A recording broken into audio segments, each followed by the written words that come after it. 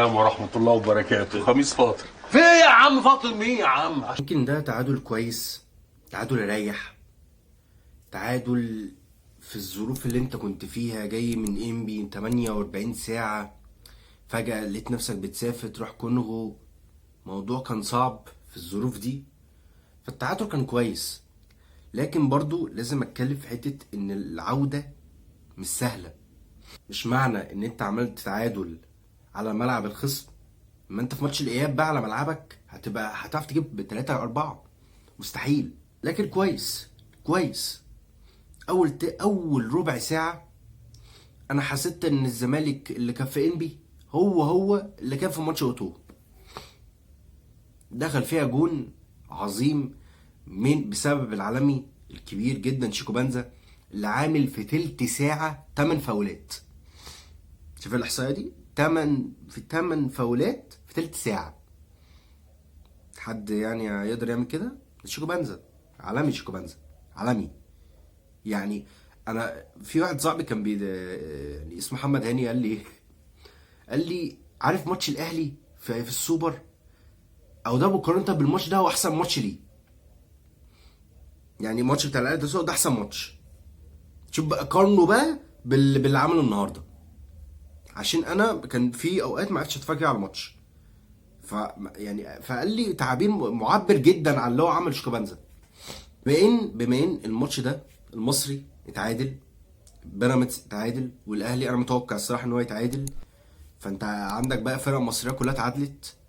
في الماتش بقى يبقى الاياب في القاهره، في استاد القاهره. عندك اكتر من 40,000 او اكتر من 40,000 هيقدر يسيع الملعب ده كله. فدي حاجه محترمه جدا. جمهور الزمالك هيقفل الملعب كله، ده هو توقعاتي، يعني هيقفل الملعب كله. فالماتش ده باذن الله هيبقى سهل. وتاني ماتش في نص النهائي انا متوقع جدا، ودي حاجه توقعتها، ان هو مصر اللي انا هقابله. مصر فرقه محترمه، بس مع احترامي هنقدر نكسبها في نص النهائي. يعني باذن الله لو هنقابل مصري باذن الله هتبقى حلوه. يعني انت اولا مش هيبقى في ضغط انك تسافر وتروح وتيجي، لا انت هتلعب في مصر، انا بلعب فالدنيا هتبقى حلوه.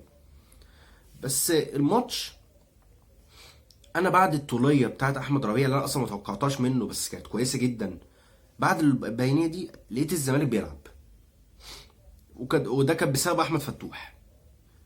كان بيعاني فيها الزمالك في هذا المركز وفي هذا المكان. اماميه كوره حلوه المره دي، عدي يا ولد يا ولد يا ولد يا ولد، كوره ملعوبه حلوه حلوه حلوه. عضية الدباغ، يعني اولا انا عندي خط الهجومي كله مفيش. كوبانزا على الجزيري على عضية الدباغ هو كان احسنهم، بس عضية الدباغ عايز الكوره تجيله عشان يشوطها.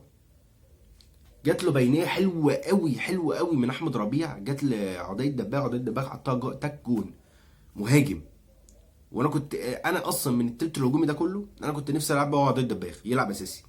انا كنت بتمنى ان عضية الدباغ يلعب اساسي اللي هو 60 دقيقه، ويجي ناصر منسي مكانه، اللي هو في اخر تلت ساعه، اللي هو اخر كده نص ساعه كده والدنيا تعبانه، يخش يقطع الكوره يجيب جون مثلا.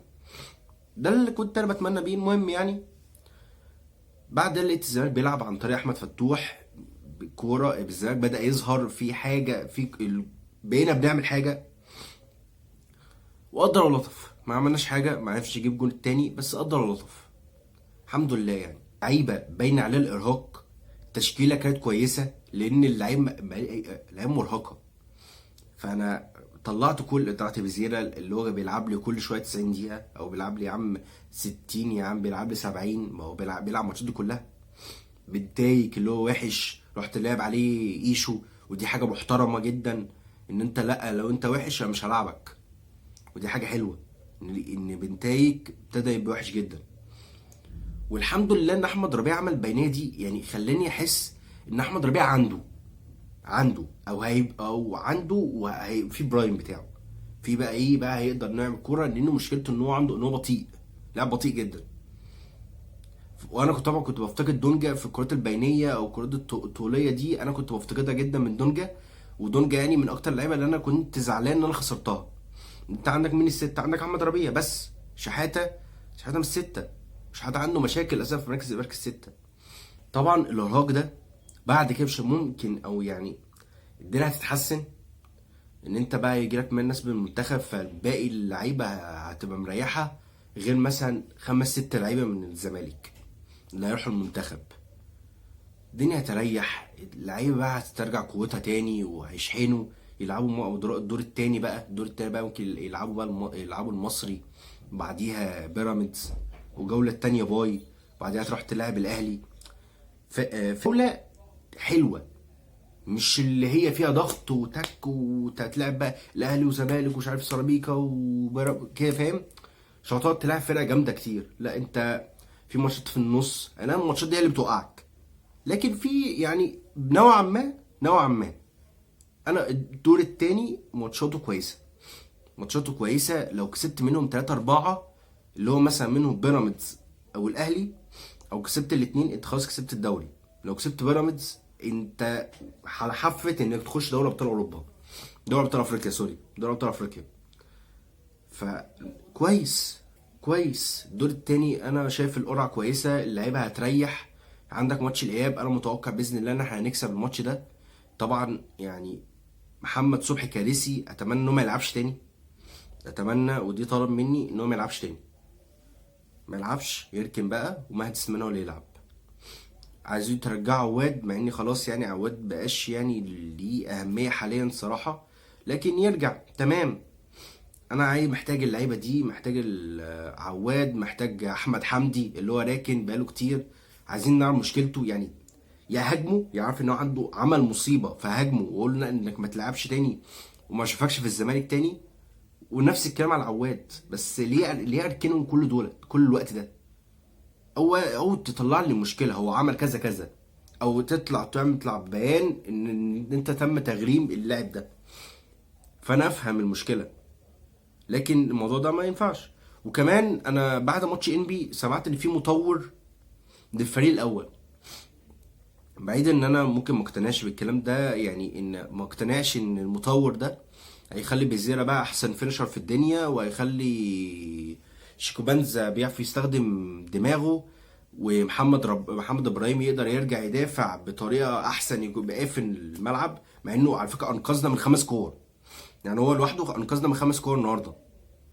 لكن ما ماشي، ممكن اتكلم واقول عادي، انا حاسه عادي، انا حاسس المطور ده عادي، يعني ما ممكن يعمل حاجه، ممكن يزود الفينش مثلا شويه عند بيزيرا، يعمل حاجه باذن الله يبقى مفيد في الفرقه، لكن عايز اقول ان نوعا ما ان انت داخل عليه باذن الله هيبقى كويس، مش هيبقى فيه كارثه، لا ضغط لا مش هيبقى فيه كده ان شاء الله باذن الله. ونخش يا شباب على فقره التقييمات.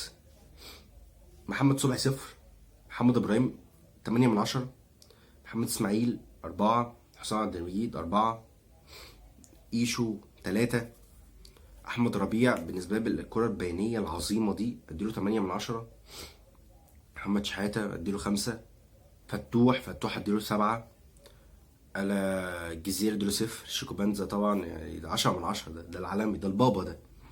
وعدي الدباغ احسن واحد في الماتش. عدي الدباغ عمل حته كوره، ده المهاجم، عايز تعرف المهاجم فين؟ ده هو ده المهاجم.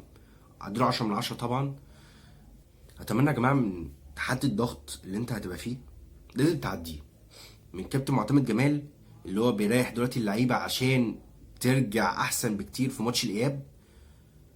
اتمنى مع كابتن معتمد جمال يحاول انه يلم اللعيبه انه يقدر ياخد الدوري ده يعني مش هتلاقي فرصه اهم واحسن من الموسم ده. موسم تاريخي ليك، هو لازم يجيب الدوري ده ليك، لازم تحاول تكسبه. انا مش طالب منك غير 4-5 ماتشات انك تكسبهم في الدوري. والكونفدراليه انت مش فيش ضغط في الكونفدراليه، مفيش ضغط، محدش يقول لي في ضغط. انت اصلا تقريبا نص النهائي ده هتلعبه في اخر شهر 4، هتكون انت مثلا لعبت الماتش الاول والتاني والتالت والرابع، اساسا لعبت 4 ماتشات مثلا، والجوله التانيه باي عندك هتكون مريح. فانت هتقدر انك تريح، يعني اقصد من كلامي ان انت هتريح وهتقدر انك تلعب، والماتشات دي هتكسبها باذن الله. لكن لازم كابتن معتمد جمال يلم اللعيبه دي بانه لازم تكسب الدوري ده، تاخده بالعند.